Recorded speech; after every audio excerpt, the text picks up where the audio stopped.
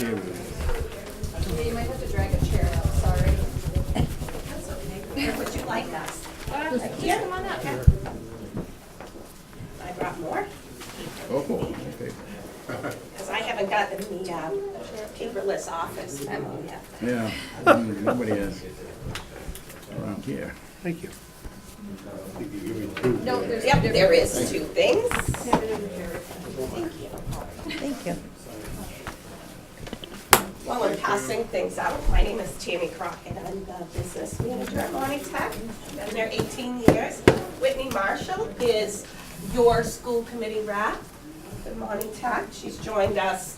This is yes, here.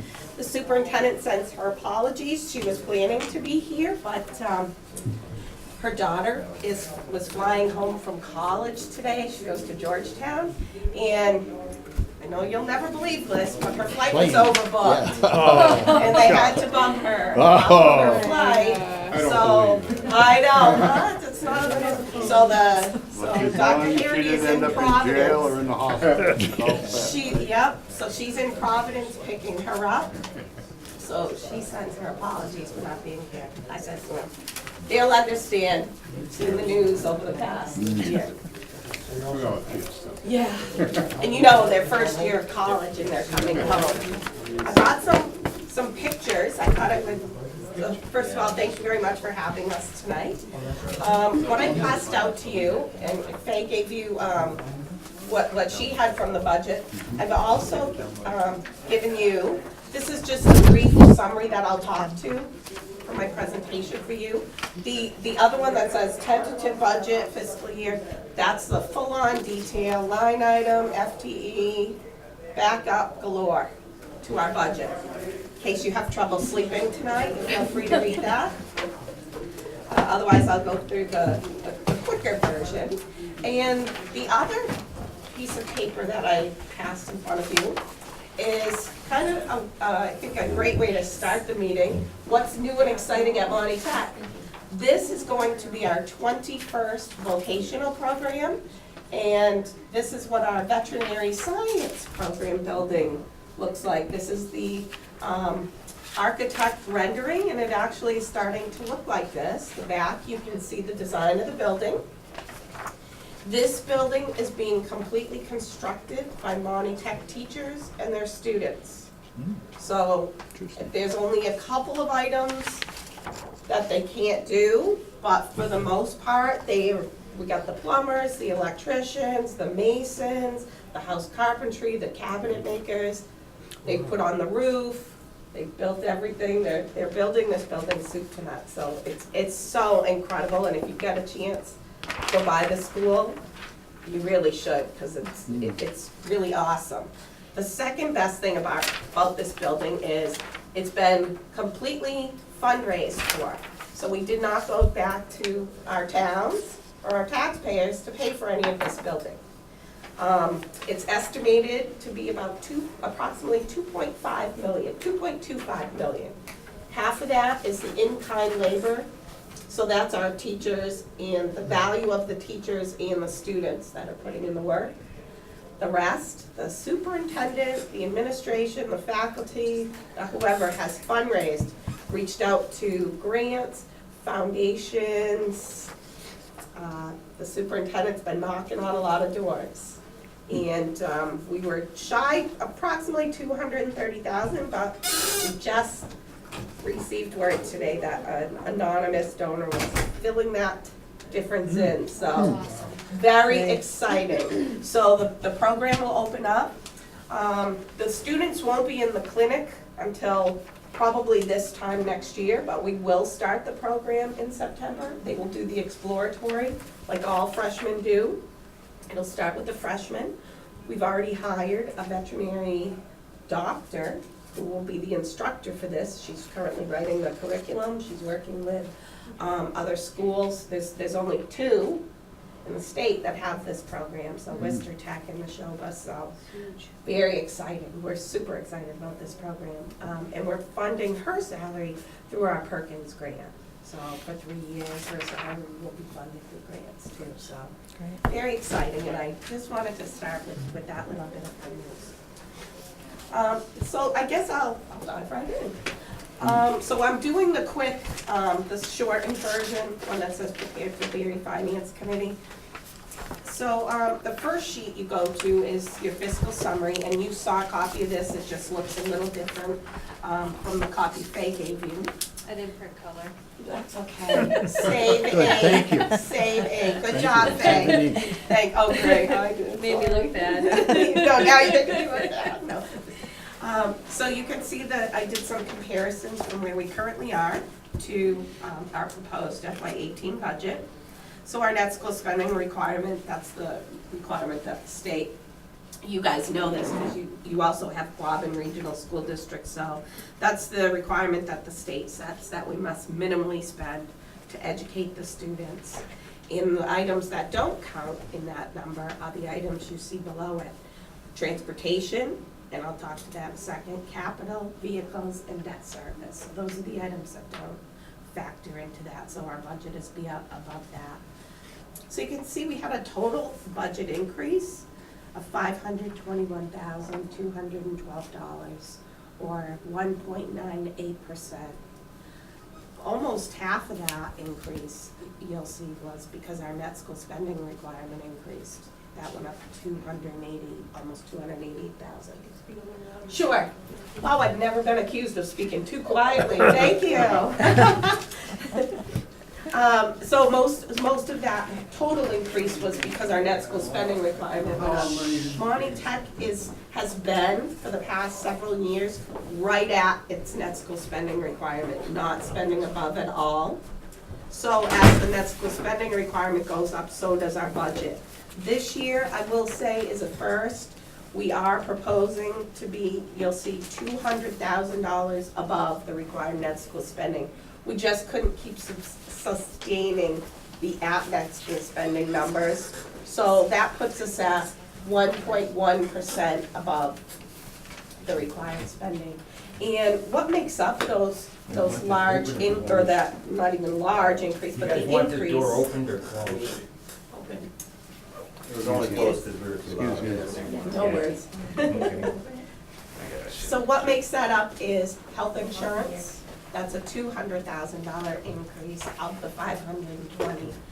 And we have not settled contractual agreements with the teachers yet, but just their steps alone, which they are entitled to, is another $165,000 of that.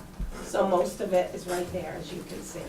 But we will fit whatever we decide contractually, will fit into this budget. We won't be coming to communities looking for more. Hopefully, we'll be telling you that it's less. As your treasurer could attest to, the school committee just approved the final FY17 budget a couple meetings ago, which is the current year, and we actually we reduced Barry's assessment by, it was $3,600 for FY17. So when I compare the numbers for you from 17 to 18, it won't be the number you had on town warrant last year, it's the reduced number based on the revised assessment for the fourth quarter that we reduced it by. It was $3,546, because we had additional Chapter 70. So hopefully if things go well and that happens here, we'll be able to do that again for FY18. So again, the summary just kind of outlines how much our Chapter 70 is. We're expecting an increase there. Our transportation aid is going up a bit. E&D, we broke out this year. Last year, all of it, so I'm looking under categories 1 and 2. Last year, we put all of it, you'll see, $295,000 to the capital budget. But we felt it was appropriate to split it between the operating budget and the capital budget, because communities are assessed differently based on the district agreement. Your operating is assessed to each town based on the number of pupils you have in the foundation enrollment over the total of foundation enrollment, which is the number of kids at Monty Tech and school choice out. The capital apportionment is based on what we call your school attending children number.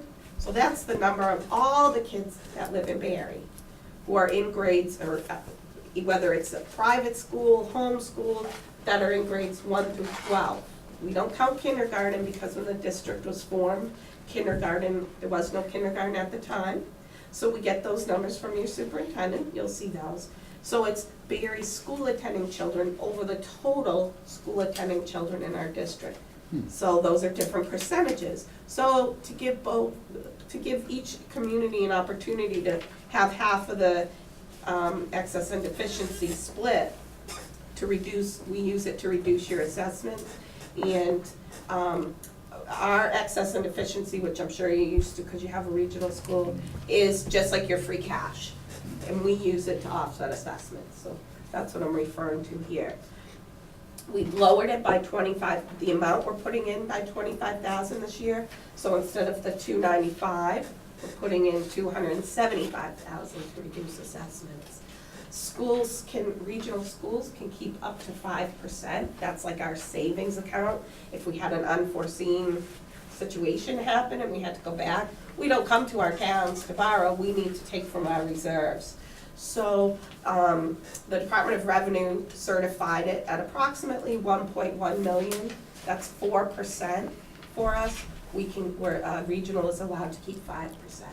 But that's why we're trying to reduce our reliance on that, but still give back to the communities to reduce the assessment. The next component of the assessments are the bonds. And we're still under the old-fashioned method where we get a check from the SBA every year, as opposed to the new method, how they give you all their money up front so that they don't have borrowing costs. We're still under the old-fashioned method, I call it. But these bonds mature in 2020, so it's coming. This was the renovation we did back in 2000 that put the auditorium and the gym on the building. So that's almost done. So that's kind of the whole budget in a nutshell. The next sheet shows you where we're spending the funds. And it's broken out by function. So again, you can see that a large portion of the increase is in the teaching services, function 2300. That accounts for a significant amount of the increase. Another piece that's significant in the increases is pupil transportation. So we transport students in 18 cities and towns, so that's up there a bit. And again, as I mentioned at the first part of the presentation, employee benefits is contributing to a large portion of that $521,000 increase. And again, on the detailed budget that you have in your packet, you can go through the line items and you can see what specific expense accounts make up each of these categories. And they're aligned the same way as here. You'll have all the detail, in case you have any Question? questions. Sure. Extraordinary maintenance. Yes. If I'm reading it correctly. That's an increase More also. than doubled.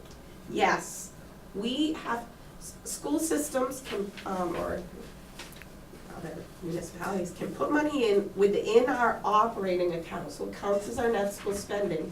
And it's for us to do capital expenditures, but inside of our net school spending number, rather than assessing our community above and beyond the regular budget.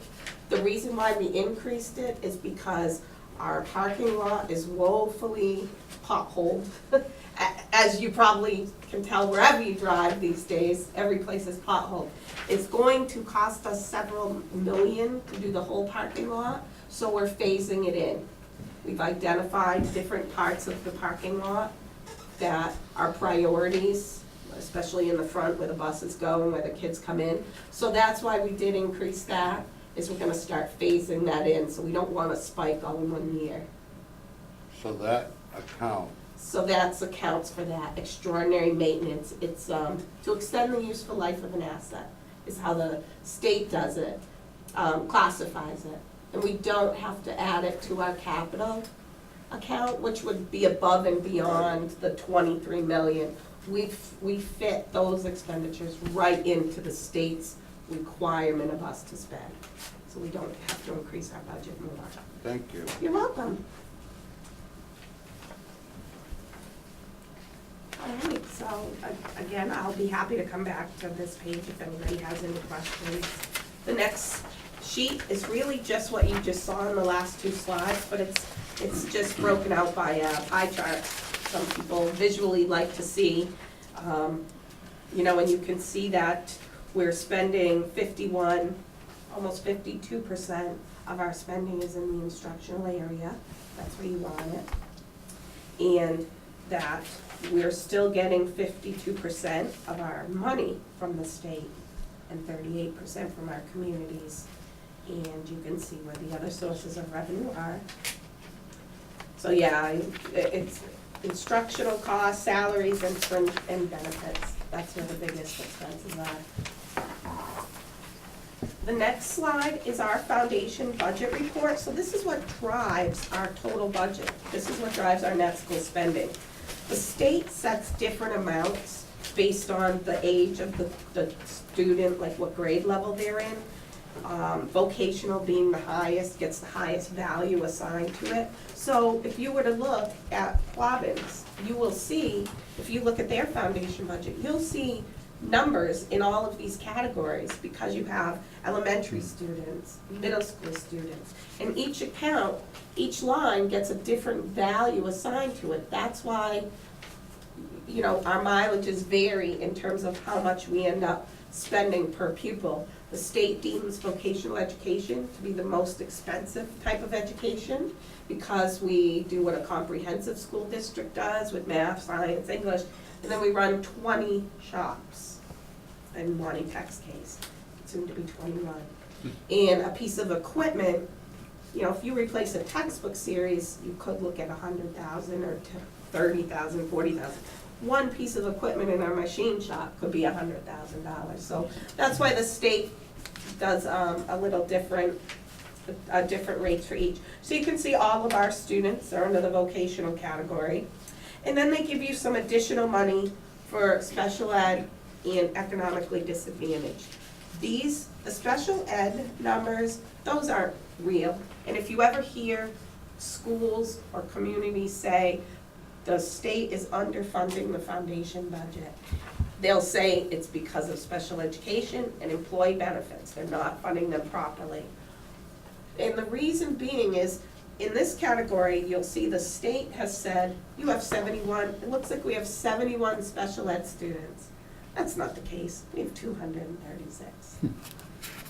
But if you look down in the legend at the bottom of this, you'll see that it says, special ed in-district headcount is an assumed percentage representing 3.75% of non-vocational and 4.75% of vocational. So again, you know schools are educating special ed students at 10, 12, 14, 16, 20% of their population. So when you hear that, that's why. They do give you a little increase for that, but they're not counting, they're not giving the credit for the students. This is for all schools. And the next piece that we get extra, and again, we don't have any in the out of district because at Monty Tech, you have to come to Monty Tech to be a Monty Tech student, whereas in other districts, you know, you could have a special ed student who's in a residential setting or sent out in a placement, which is extremely expensive. We don't have that in our budget because you have to come to Monty Tech to be a pupil there. And the next number is the economically disadvantaged, and they give you additional monies for that. So they take all of that into account, and they come up with a total, a dollar figure. So for us, you'll see the far right, it's $23,285,517. And they divide that by the number of pupils that we have in our foundation enrollment account. So they say, Monty Tech, you have to spend minimally $15,565,000 per pupil in your minimum net school spending. 15,000, and that's the required net school spending number. So remember I said that doesn't count transportation, bonds, and capital. So that's the driver of really our entire budget, the 23 million. That's the basis, that's our net school spending. So you'll see that several times, and that comes into play in how your assessment is derived at, and you'll see that in a second. The next slide is from the Department of Ed, FY18 Chapter 70 summary.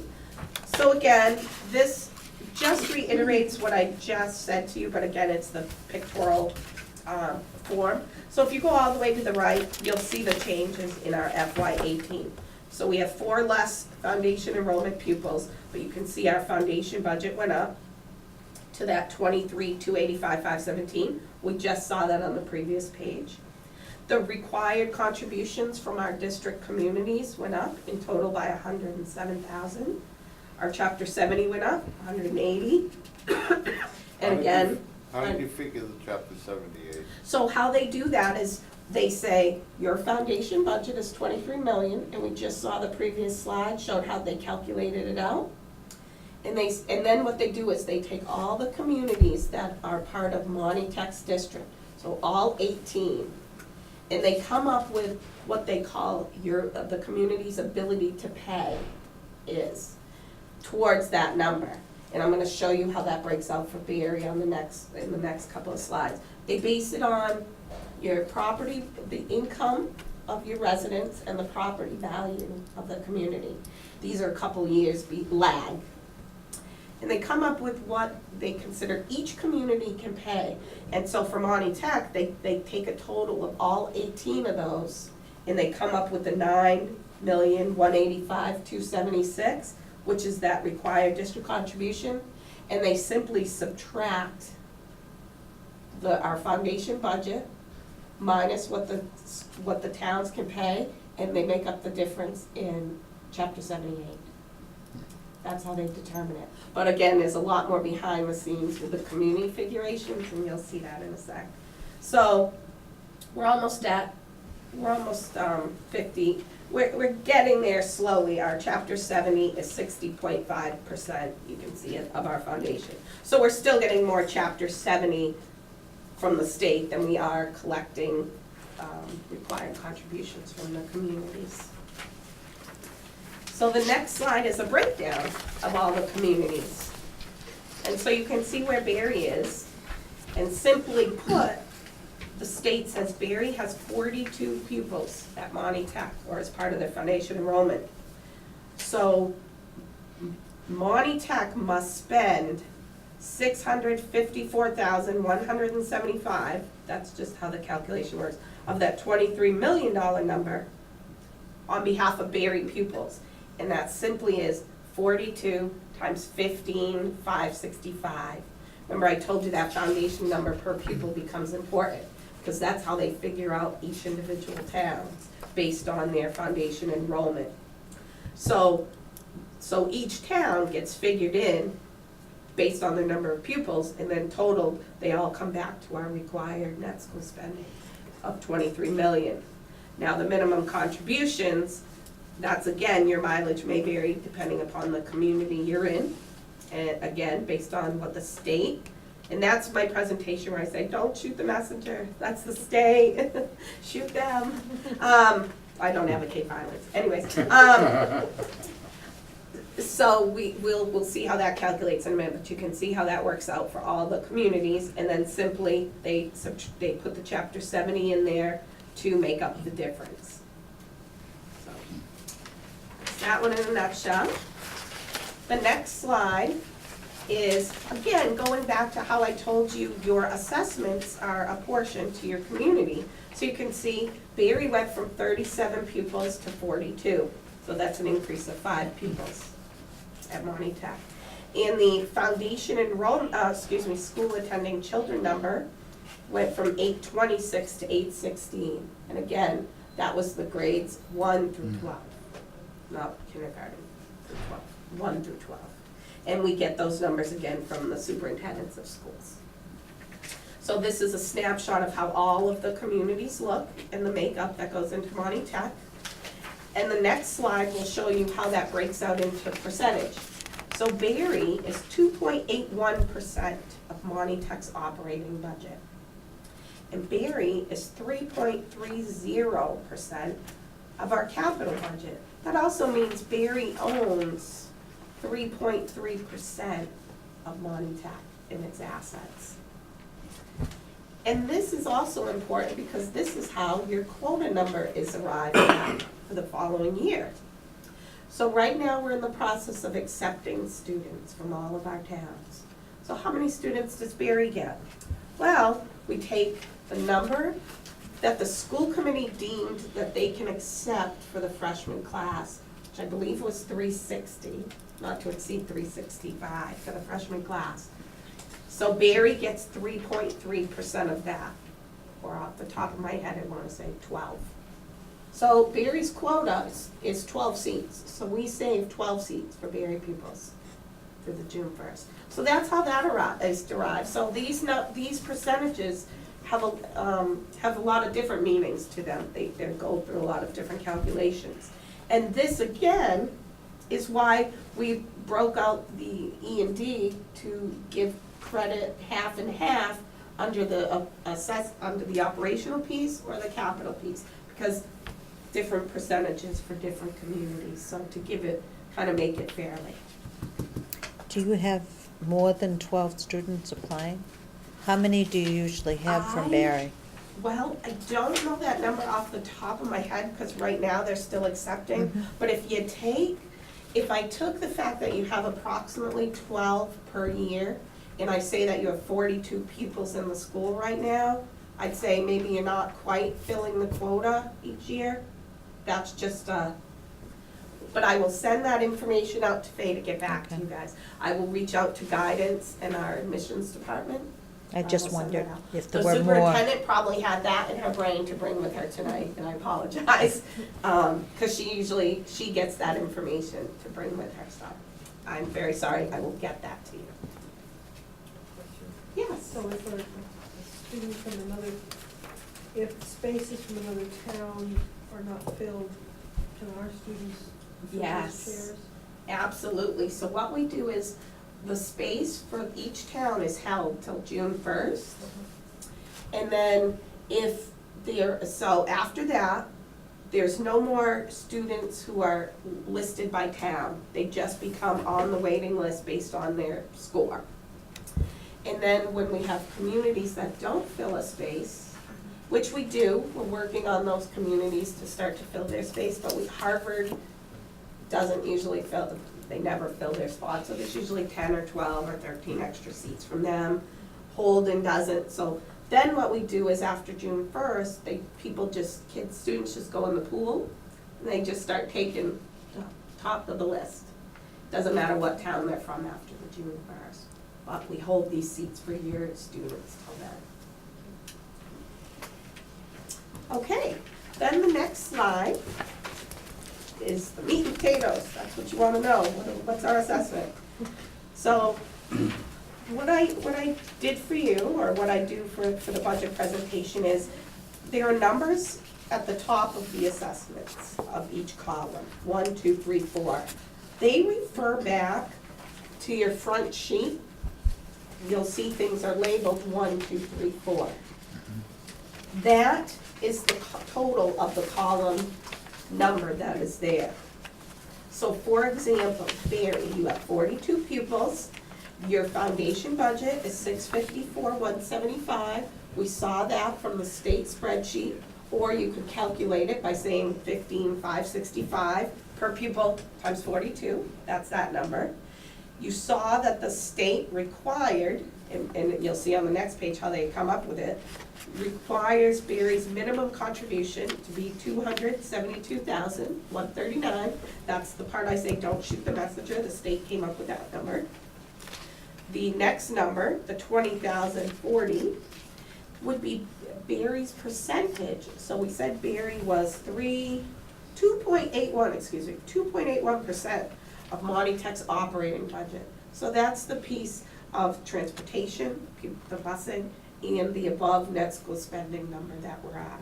And that's the 2.81%. That's $20,040.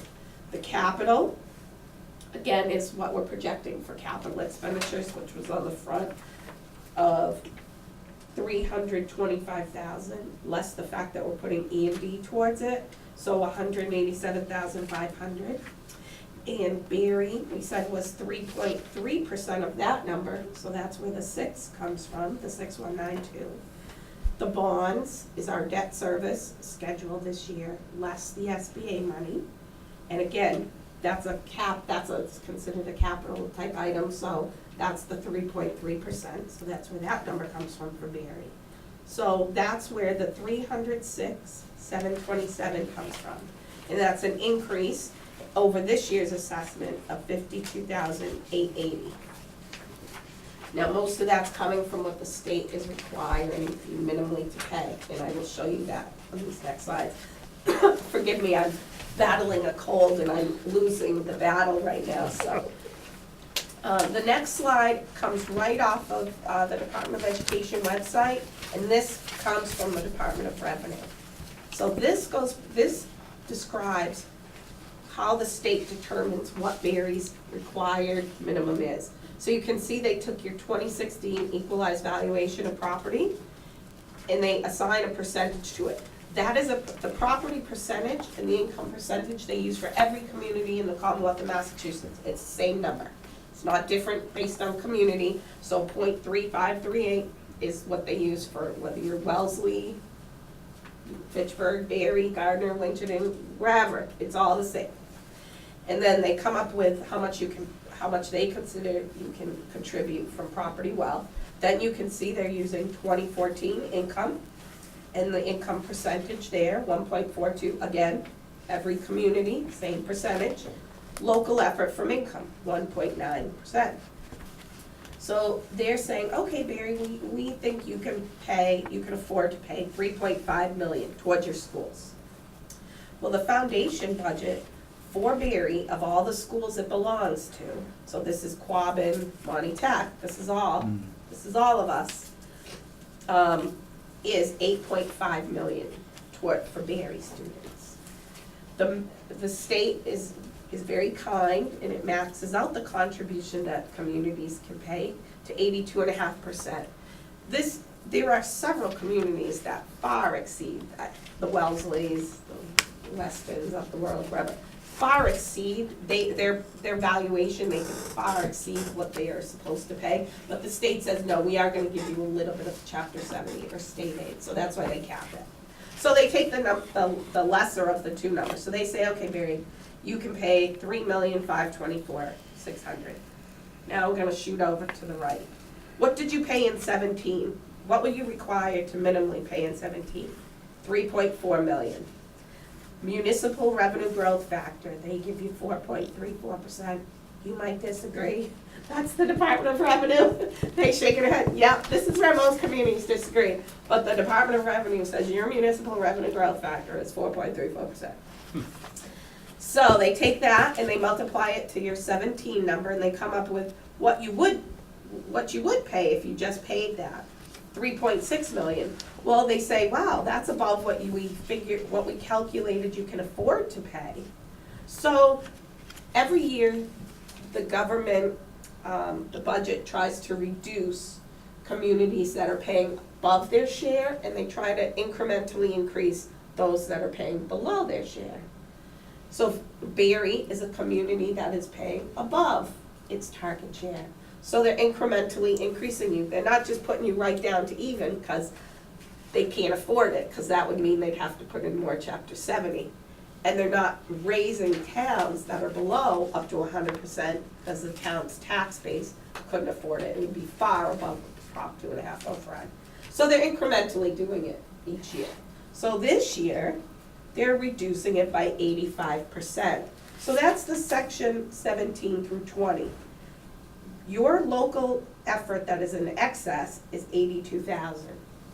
So they're gonna reduce it.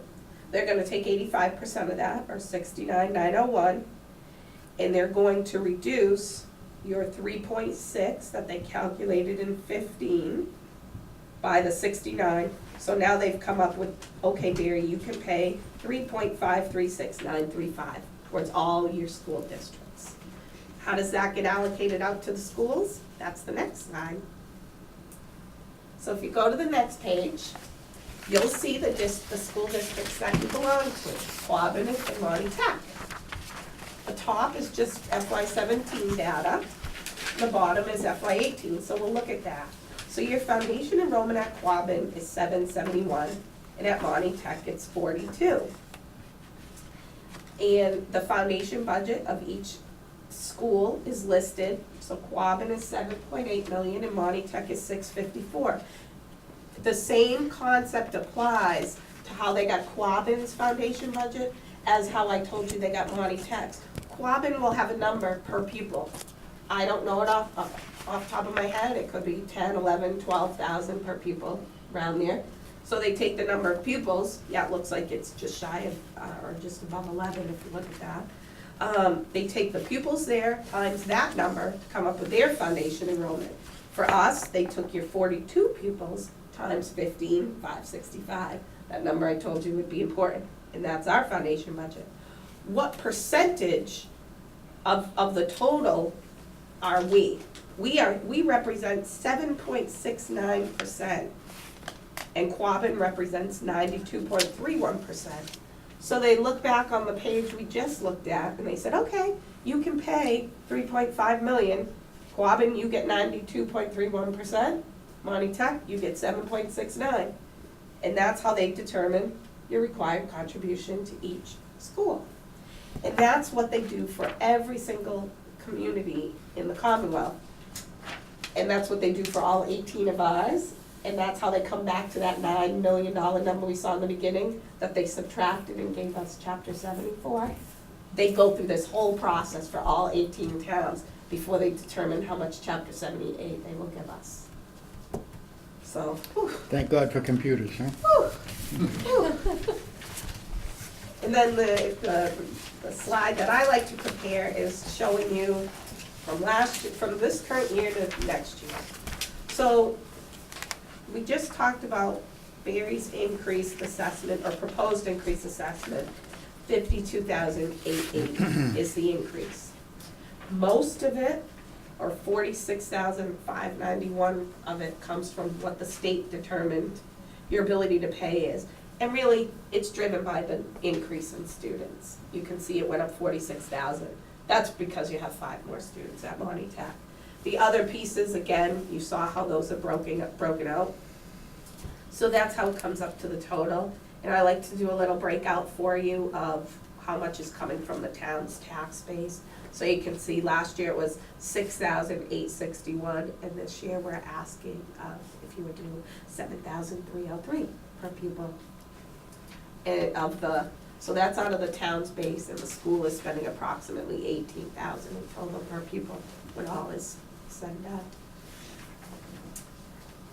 And whew, that was a lot of information. Yeah. I apologize for spouting it out to you, but there's a lot that goes into how our budget's calculated and how your assessment is calculated, and the biggest piece of it is the state.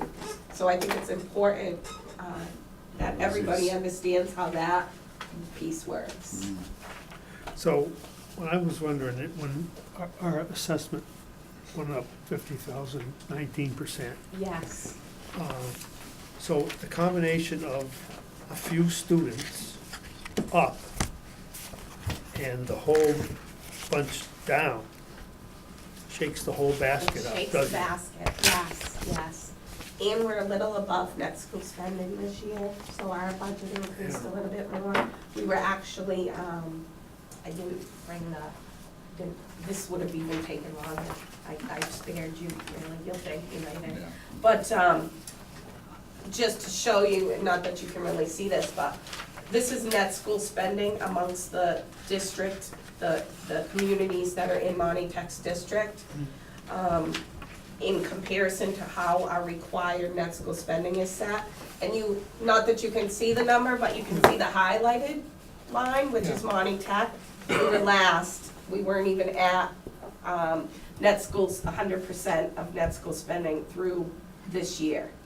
And so the school committee does a great job of making sure that we put a budget that is fiscally sound, does the best darn job for your students, but takes in mind, fiscal constraints that are happening in our communities. So we really try to keep that number as close to the bare minimum as possible.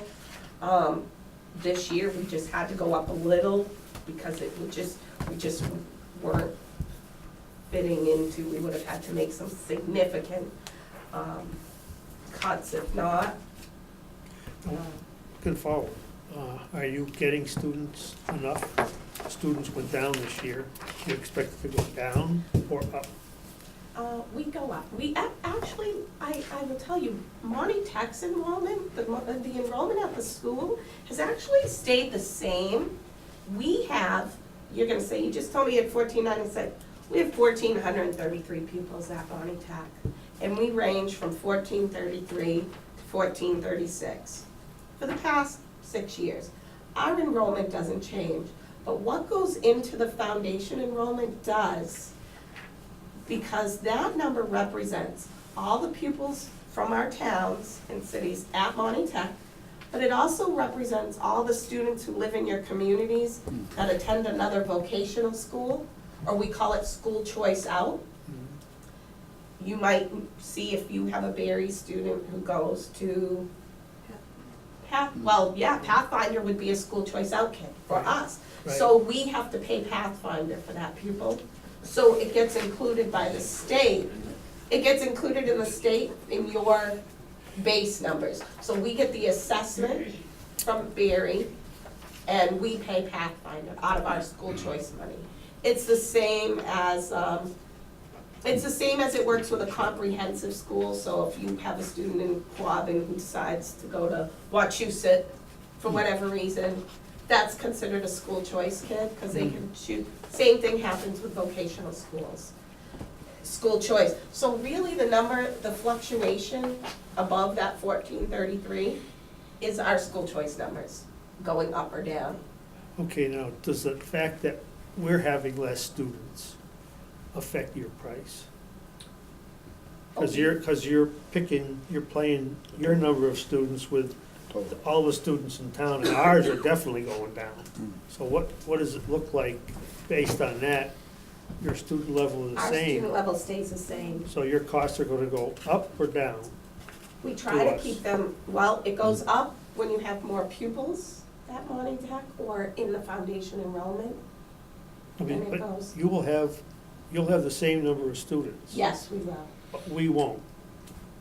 If in you the don't, system. We, the in-town, won't, so the school attending children number, you're saying, is going down. is going down. So that would reduce your assessment for Monty Tech because your capital apportionment, that 3.3% would go down unless it's going down in all our districts kind of incrementally. Like you might have lost 10 students, but another town, which we could look at, might have lost 60.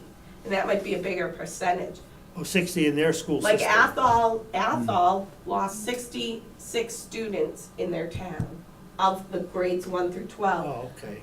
Templeton lost 85. So even though you're losing pupils, you might not be losing them as rapidly. Central Mass is losing districts Oh, and yeah. losing students. Yeah.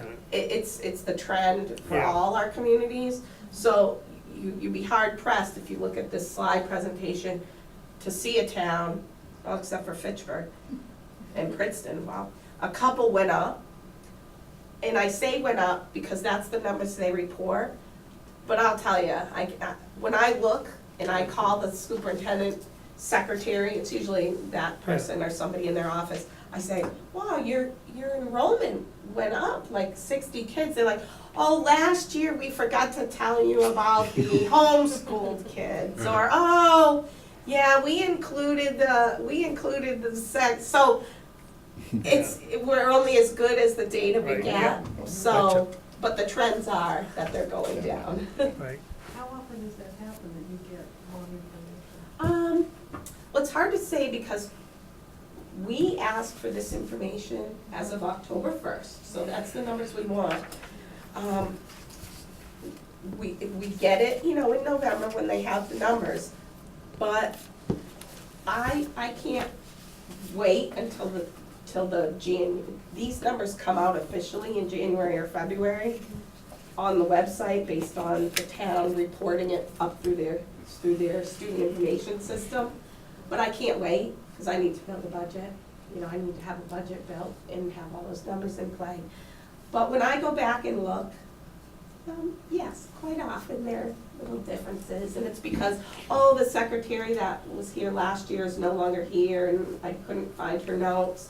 So But if I see a huge fluctuation, I send them their paperwork back from the previous year and I say, please, look at what they gave us and tell me. So we try to follow up a few times to make sure it comes at least as close to accurate as we can get. So how do you know that you're not, whether your numbers are higher or lower, and therefore we're paying higher or lower? I count on your town superintendents to, So that's the correct Yeah. numbers, because it Yeah. affects them. it's as in their well. best interest, Yeah. and they really do try. I mean, honestly, it's not like there's a bunch of people willy-nilly throwing numbers out of the air. It really does sometimes come down to, oh, it's a new staff person and they didn't know they should count the students who are in the Catholic school, or they didn't know they should count the school choice out kids. It really comes down to that. Okay, But if it is a large fluctuation, we call and we ask them to take a couple second looks at it. Charlie, you had a Yeah, question? thank you. My question concerns vocational agriculture. Now, we had a student from Barry that was sent to Norfolk Agricultural School, regional Yes. school. We had paid transportation. 2 weeks ago, I went to a meeting at Quabbin put on by the Collins Center. We've been assisting all of our towns and the school. Yes. They indicated that there was a need in this area and an interest to the point that we might want to work out a situation, a deal with Smith, I'm not sure the full name, over in Northampton. Yes. And as the interest, and we might be doing some of the classroom work, there was a suggestion. Now, here's what I've heard. Now, I don't know, I've asked this question of different people around, that I had a suggestion several years ago. There's a very large farm just down the road from Monty Tech in Templeton. It's owned by the state. I'm sure they'd love to dump it off. It's got buildings, elevators, everything. I heard that Monty Tech wanted no part of any vocational agriculture. Is this true? No, Well, No. where did, no. I've heard this from a number of sources, and the demand, the jobs, everything, and we're not talking Right, just shoveling and stuff. Yeah. But, I mean, there's a farm there, they've got buildings, they've got classrooms, they all meet, they're newer buildings, but those need some work, but I would just say, why couldn't we explore this? And Oh, of course. Yeah, we were never even approached. I think you're probably referring to the Templeton Development. yeah, you know where I'm area. talking about. Yeah, it's a big place. Yeah, no. I mean, it- the agricultural buildings all meet code, Mhm. health codes, everything, and the other buildings are all handicapped accessible, and Oh, they put yes. new roofs on it and closed the place. I don't really know how they But think. no, it was never an offer or even a conversation with Monty Tech to take over that or to come in and help run that. So we certainly didn't decline the offer. No, I didn't say it was We don't there. decline It too would many. take- We're always It would looking. take legislative action to do that. Exactly. But I also exactly. have heard that you Yeah. wanted no part of vocational agriculture, period. That's- no. You're already pretty No. close to doing some of You're those right. We're programs. starting our animal science center. Yes. So absolutely, we're not opposed to it. So what would it take? This could save, I'd say an act potentially- of Congress. what?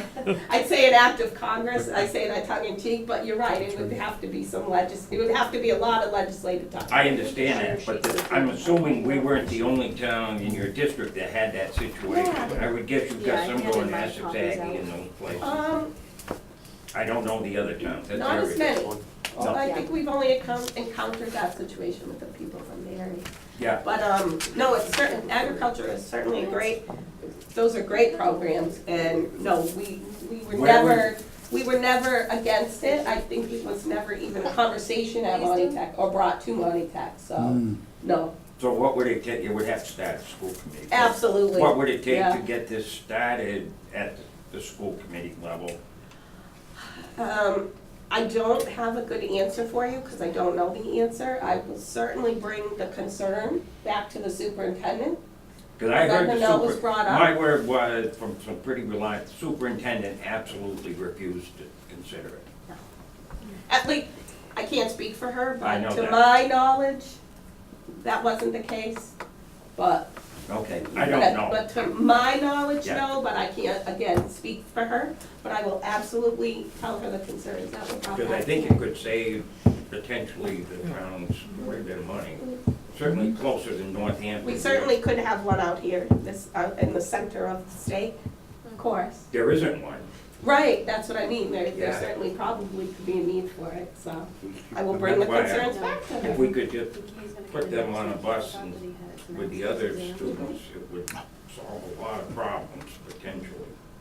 Good. Thank you very much, I will bring that back. Okay, thank you. Any other Yes. questions? Thank you very much. Thank you. That was Thank a you load. for your Thank you. time. Thank you, Whitney, nice to meet you. Right. That was a load, but that was very good. I Sam? apologize to the people who are You're waiting good for at me to presenting, finish. so it's good. Well, Sam? I do have a question. I'm not in this committee, I'm just a citizen. Sure.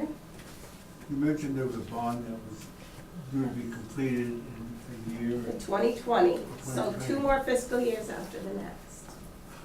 Would the payment of that bond significantly amend the assessments for the town? No, not a great deal. I mean, yes, in total, this year, our bond payment, in total assessment was $253,000. So collectively, Barry's portion of it this year was $8,000.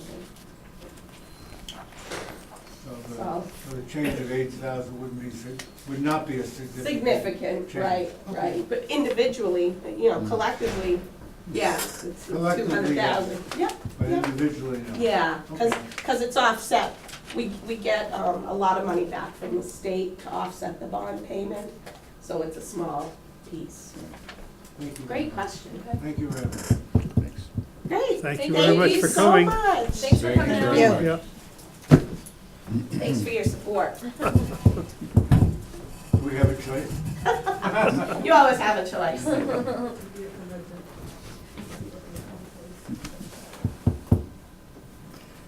You want us to start? I can. Yeah. All right. Yeah. So Want to look at, the worksheet, the budget multicolored worksheet you worksheet. see in front of you, I added another column. And if you see on the column, the hot pink will represent changes that I made from the column prior. I had the opportunity to work with Ted for the past, 2 weeks. We've met like a day each week, kind of go over some of these numbers. If you see the first pink column, which represents a change, is the school budget. So I did reach out on behalf of the finance committee to see where the other towns stand at this point in time with their budgets. Hubbardston seems to be, they think, okay with their budget. They had a very minor increase. I think it was 1.6, 1.7% increase. Again, this comes from the state budget, how it formulates how everybody gets their percentage. I did hear back from Hardwick and New Braintree, and they're in the same boat we are.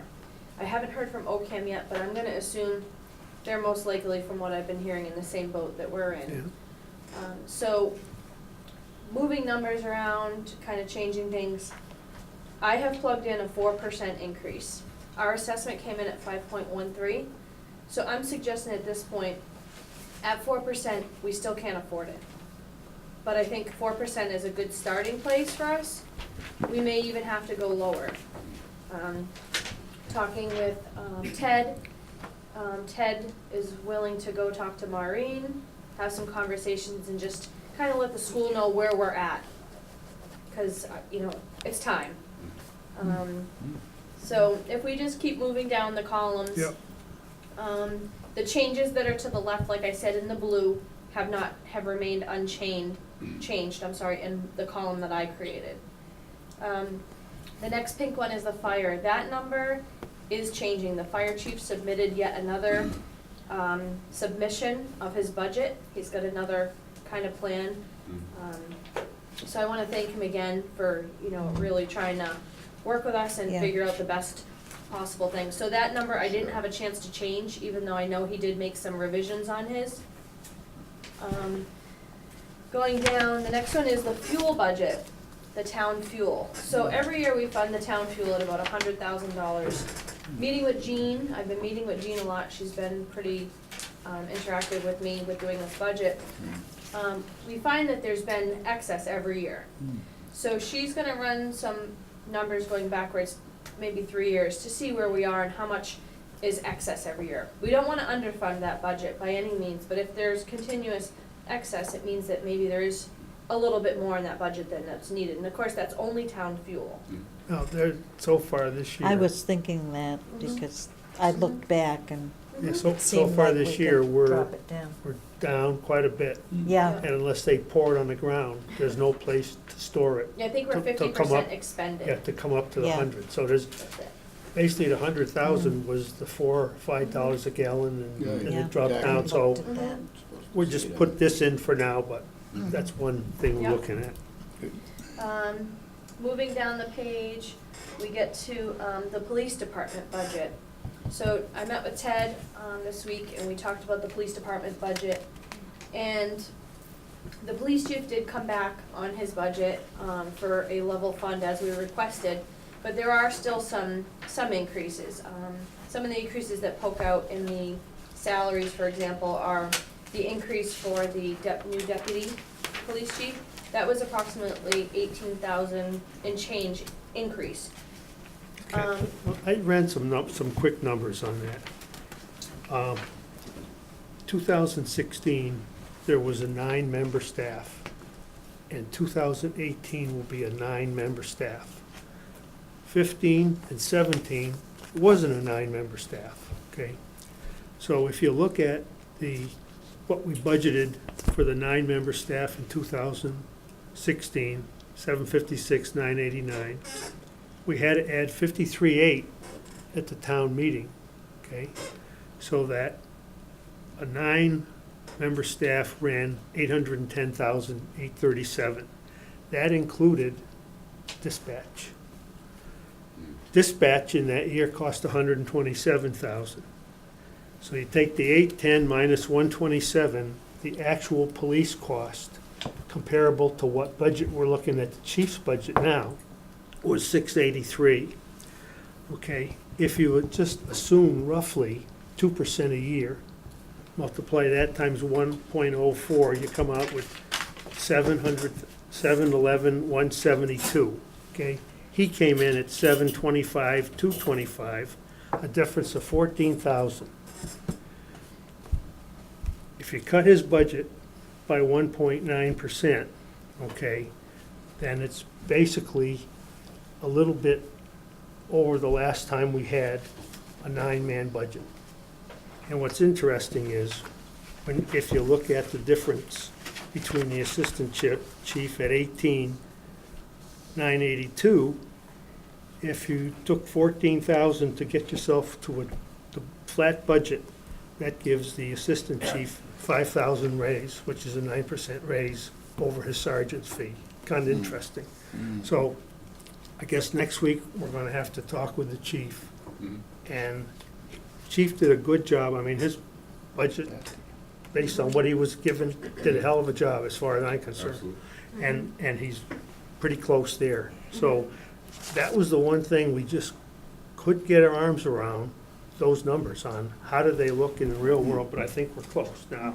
Yeah. So we'll see how that goes. Yeah, and going through that, the only other thing that came up was he's trying to correct that overage. The that kicker in the kicker, spring. as Ted will call it, Yeah. every year that we run into, where the budget's short. Yeah. And he's looking to go from 23,000 and change to 88,000 and change. My suggestion to the board is maybe decrease that overtime line and basically play roulette with it. He's- You know, if he Well, would, if we had 23,000 in the past and we meet him at 40, that'll give us $43,000 to come back towards the budget. Well, with the 9 though, the overtime, part of the reason for the additional staff is to reduce the overtime. Right, Correct. and the But addition, he's hired part-time, hasn't he? yes, it's hard part-time to knock down the overtime. Right. Yeah, And this year, so that should take care of Yeah, it. and this year, it doesn't look like we're gonna have a kicker Right. because he had some people that weren't there for part of the year. So Yeah, there were that's some running on vacancies track. that saved So, I mean, it's that not, budget.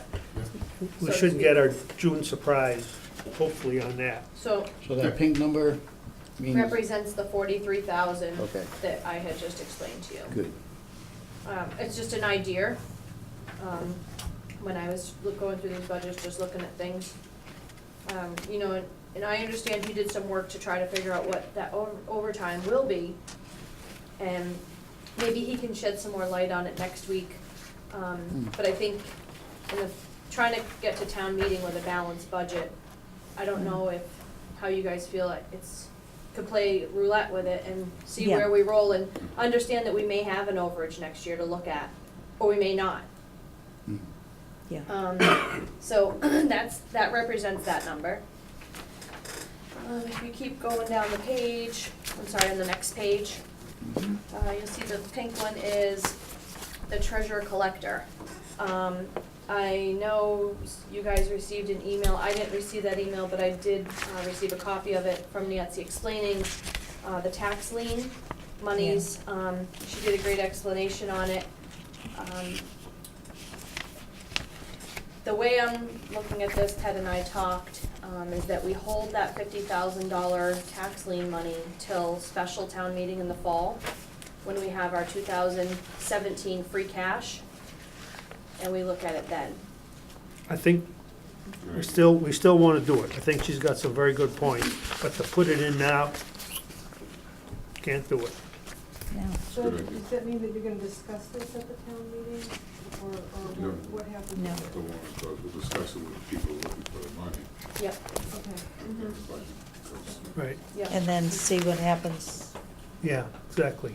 And I mean, she made, her letter, her note there was Yeah. very good. I mean, clearly, Copy. we need to do it, Yeah, okay? absolutely. So, she made a heck of a point there, but Now you're redoing my work again. No, I printed it off, because I thought somebody might want it, but I've got so many other papers.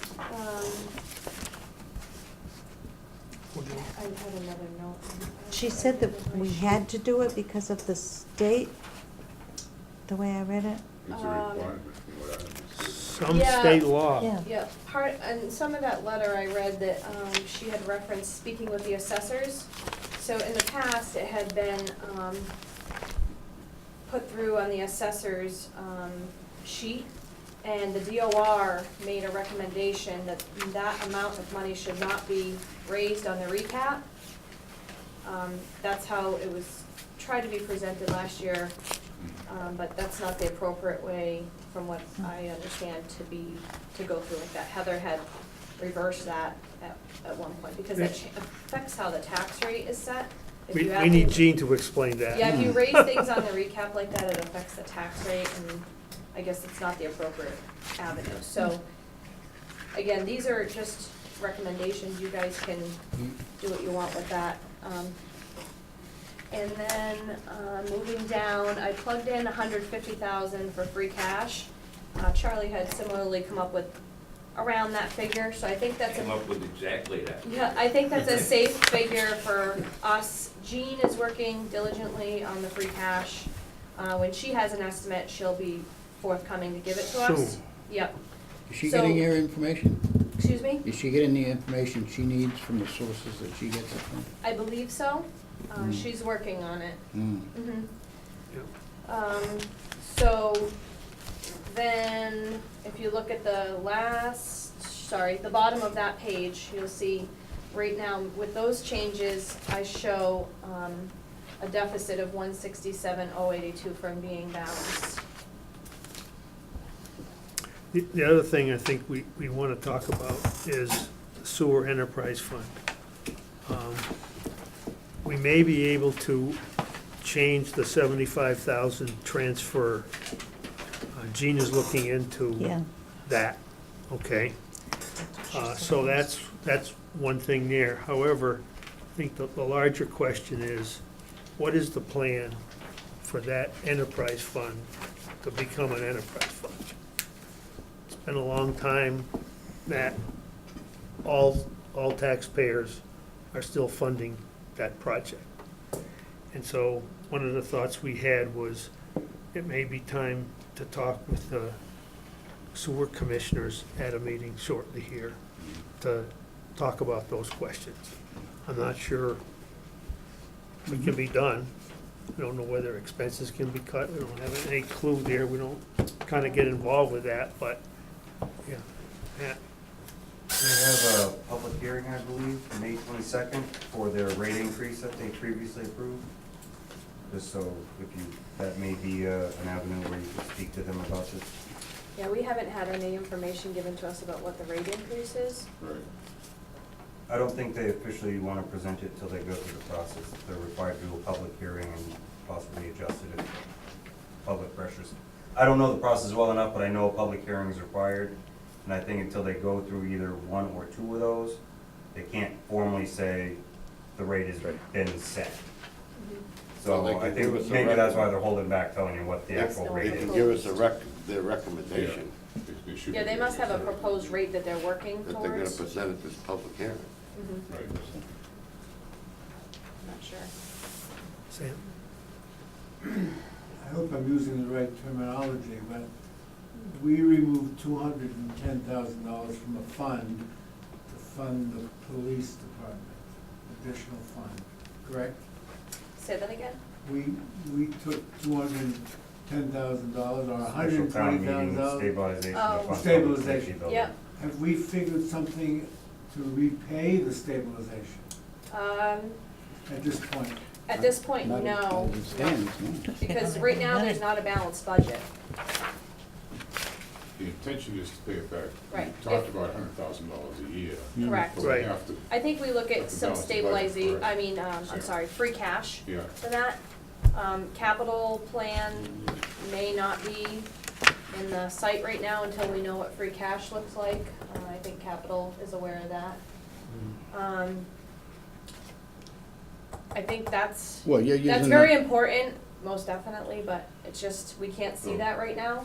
If we can't balance this budget, that means that we would go to, it's my understanding, have to go to town meeting and ask for Prop 2.5 override. And that's not gonna happen. Right, I mean, we're $167,000 from that. That's with the 150,000 free cash. Yes. All right. Yes. So we've Yeah. already, incorporated that into the budget. Yes, no, I'm saying Prop 2.5, meaning asking. Yeah, no, I know Yeah. what you're saying. Right, oh, okay. So the way the budget is written now, We've spent all the money. there's no money to go back into the stabilization. Correct. At this time, no. At this particular time. Correct. But we're thinking about it. Of course, of course. Faye, As Faye stated, Sam, right now, we're $167,082 in the red. Now, because of the way the budget is currently, are we paying more money for our debt service than we would have if we had a fuller stabilization fund? No. No, we're still at the percentage that we need to be. Go right. The- Yeah. local receipts, Mm-hmm. we're still using the number from 2017. Right. That should be up more than that. That's a number we haven't received yet. That's why it's a Okay. carry number. Yeah. Yep. Because that would up, you know, The that would revenue, help. the- And it must be more. I mean, let's face Well, it, not all the revenue necessarily. estimates are low. She's been collecting a lot of taxes. Well, this you year. say that and I say that, but that doesn't necessarily, Well, where did It's the true. money go? Yeah, well, we hope so. Okay. She must have what receipts have come in as of now. yes, but she did, at our last week's meeting, we had discussed that she had just done a mailing of bills, so it takes a couple weeks for it to come in. If you can remember, she said towards the end of May, she'll know better what that number is. I know that, but before she did the mailing, she must know what monies they've taken in. Yeah, That I'm comes not- in every day, um, and you put it in when you make a deposit. I'm not sure. I don't Yeah, have I that didn't- answer for you. I You know, didn't- your receipts that come Mhm. in. So maybe we need to ask her if Well, she I think can. she was gonna provide us an update by the end of the month. That's Yeah. what she said. Because the bills had gone out the 1st of May. And within a couple weeks, she would know what the revenues were looking like. I'm sorry, the local receipts, like what's coming in. But I would think she'd be able to give you a number. I You know, mean, I whether can it's ask her the tomorrow, same that doesn't necessarily mean as, she'll give is it it to me. still running the same as what she had last year for the full year? Or No, is they- it less, I believe or From what, something? I believe Jean said the local receipts are down. Yeah, that's what I thought, down a little. Hmm, This was For probably 2 whatever weeks ago. reason, yeah. That's strange.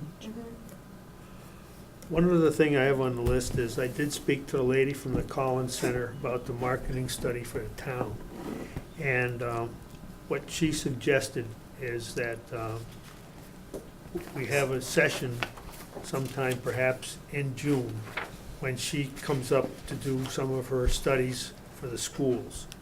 And what I was thinking was, if we had like 1 selectman and 3 finance committee people, so there's no quorum issues, to sit down with her and talk about what we might be looking for or at, or studies about this marketing thing, so she could come up with a proposal.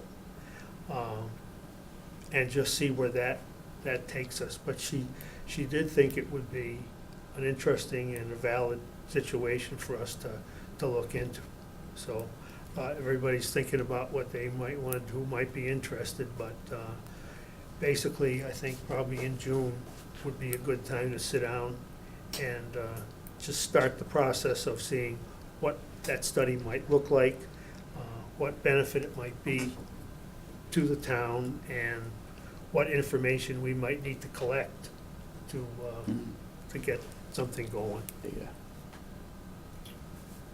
And I think we also need, see if we can get some more, if we speak to the school, Maureen or whoever, a little more reduction in our assessment to her. And That's why I thought it'd be good to go talk to her and just yeah, good, see what feedback they've had. yeah. It seemed like there might be a little bit of some flexibility. Hopefully, Hmm. hopefully. Did anybody have any changes they came up with since I distributed all this, or? Selectmen, no? Got a question suggestions? on one line item budget. That one for the new public safety building, you said that was to buy supplies? It's for everything. Like, we have a operating budget for the town hall and for the Henry Woods building. Yeah. That line item would be for all of that. Well, what does that consist of? Fuel, electricity, the cleaning costs, the shoveling costs.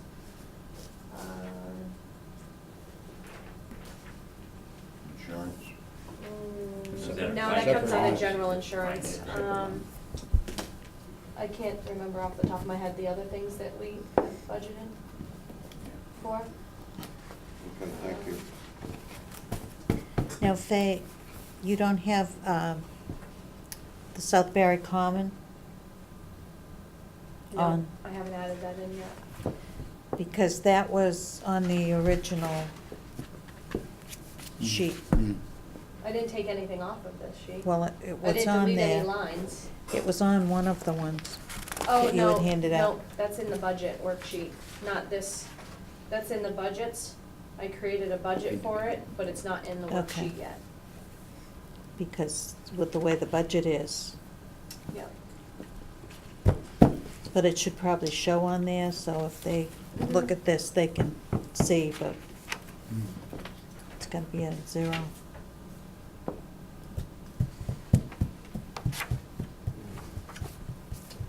Should we take a collection? That's the hat. Any other questions? Next week, Matt's got a question. so Matt,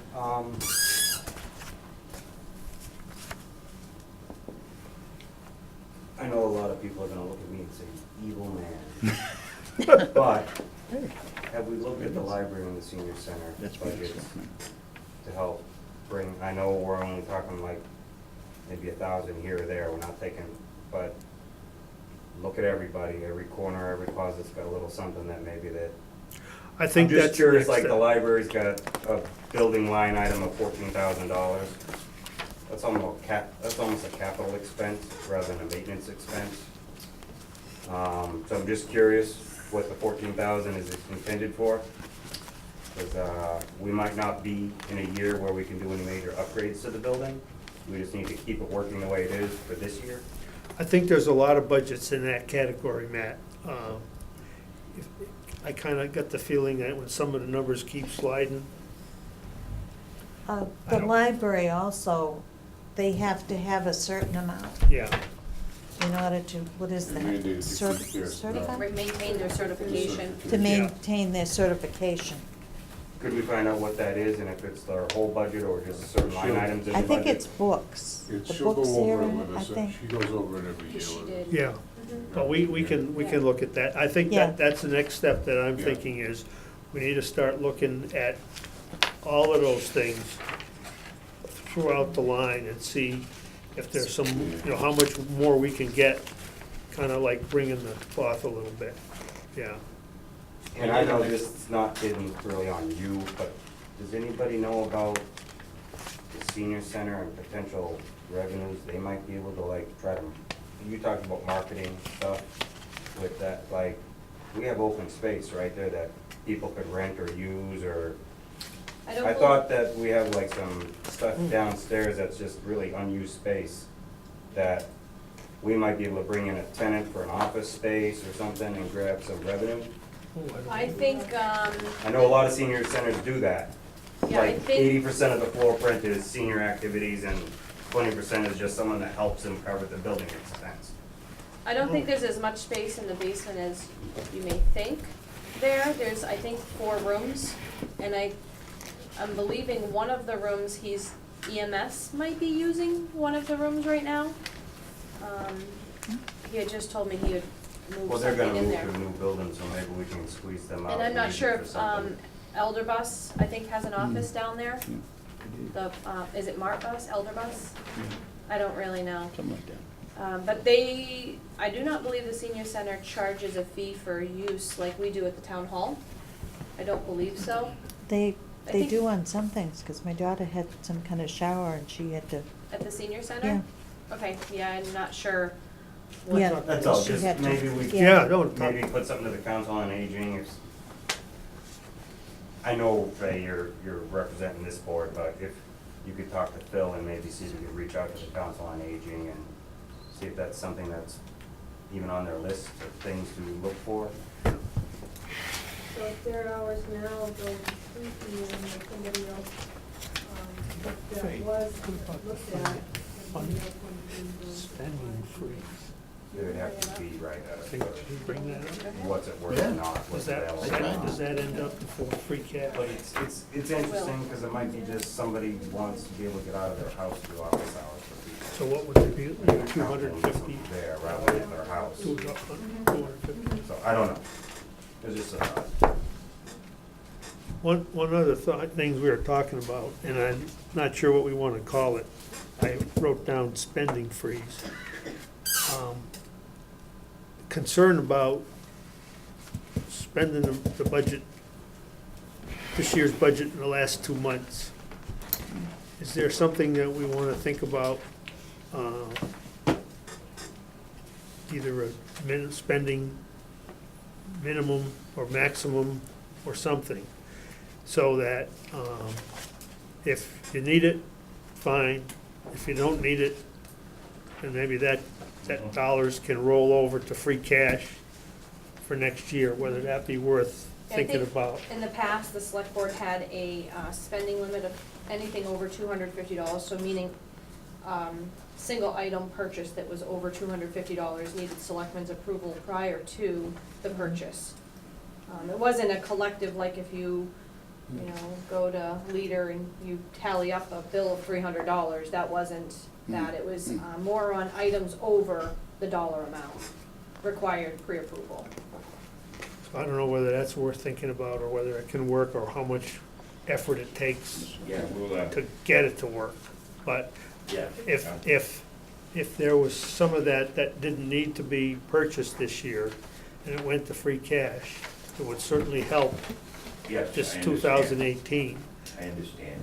And, because Yeah, I mean, We've always, Yeah, I can't speak for when I wasn't on, but I know we've always had policy on that stuff. We allow Good. certain consumables, okay, that, you know, they can't run out and buy capital items.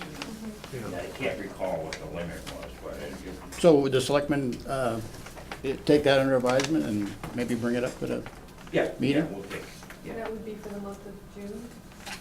Between now and And then. if they have money, like if they have money left over in an Mm. account, they could just don't run out and just Instead of just spending it. blow it Right. for the sake Yeah. of using it. Right, Yeah, Yeah, I think, like the state does. Now, yeah, I think we know. on the I know. last expenditure report, the youth commission has got 2,400 left in their budget. Mhm. Yeah, but see, she's coming into her season where she holds events now, Yeah, so you may see her spending now, cause she does through the summer. Yeah, and last year it just wasn't operational, the teen center, that's Yeah. why I think this year's budget had a reflection of no spending until right now. okay. It might not hurt to ask, though, to see what do you expect to expend by June She's 30th. only got, yeah, Yeah. because then she If gets most the of her next budget events for the are next July year. through August, then maybe she might be able to help us out this time around. Well, I think she had discussed that she's having an open house in May, she's got some stuff coming, so yeah, she had sent that over, so. And I get you. Yeah. anything else? It was very clear. Motion to adjourn? Say, All in favor? Aye. Yeah. Yes, sir. All right, Go good ahead, timing. Go ahead, I just wanna say, don't go away, Fred. I just wanna say that We've missed you. I Where you never been? had the opportunity to come listen to you, but listening to you and listening to Faye with her explanation and everybody's questions, I feel very good that the town is being represented the best way possible. I wanna say thank you. Oh, thank you. Yeah, you are. Faye, did you hear You're me? welcome.